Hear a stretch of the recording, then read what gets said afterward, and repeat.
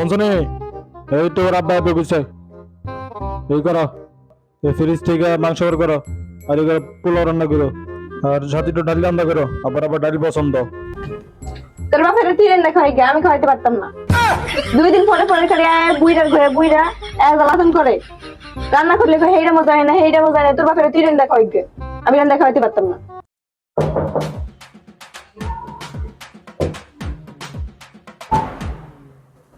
আব্বা আসসালামু আলাইকুম। ওয়ালাইকুম আসসালাম। ভালো আছেন? আসেন আসেন আসেন ঘরে আসেন আসেন। দরজা খুলতে দেরি হইতেছে কি? হ্যাঁ কি করো সারাদিন রুমের ভিতরে? কাজ নাই কোনো? রুম তো ছোট ছোট লাগে। হ্যাঁ বড় রুম একটা লইতে পারলো না? জানি আব্বা এসে আব্বার পানি দাও।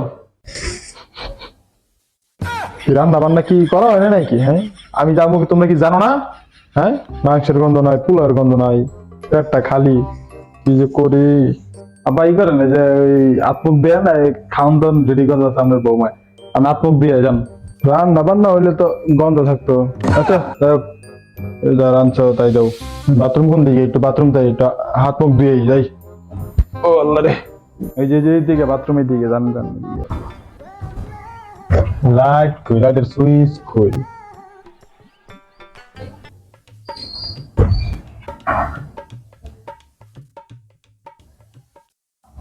বাথরুম না কিরে কিরে? ও এটাই বাথরুম না? হ্যাঁ ভাই এই যে এটাই বাথরুম এটাই। আচ্ছা ঠিক আছে। কলকো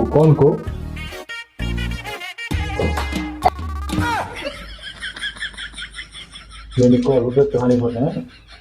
এটা কি আবার কি করে এটা?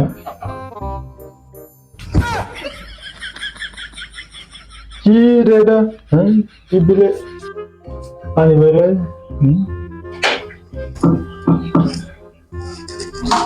কি করে এটা কি আবার?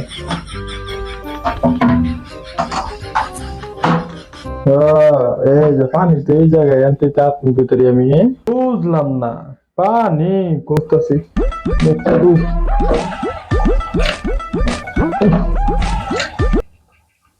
গন্ধ কি রে?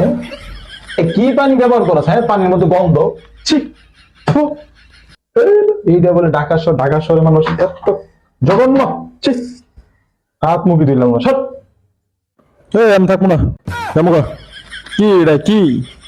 আর এটা তো হাই কমেন্ট। হাই কন্ডম আবার কি? আরে আব্বা এটা হাই কন্ডম না হাই কমোড আগি আমরা। আরে এই যে কল তুই এটা এদিকে